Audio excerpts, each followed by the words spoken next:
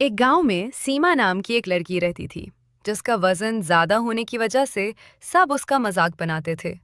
वो बहुत रोया करती थी और चाहती थी कि वो भी सब की तरह दुबली पतली हो जाए। एक दिन सीमा की माँ ने देखा कि वो रोते हुए बहुत ज्यादा मशक्कत कर रही है। वो अपनी बेटी के पास गई, उसे रोका और उससे वजह पूछी।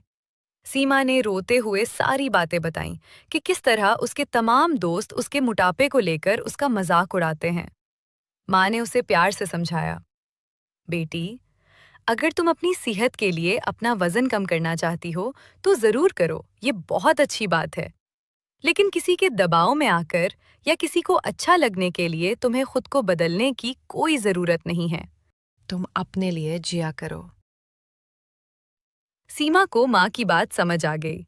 उसके बाद उसने सिर्फ अपनी जात पर तवज्जो दी और अपनी सेहत के लिए जो बेहतर था वही करने लगी। फिर उसने कभी लोगों की बातों पर ध्यान नहीं दिया।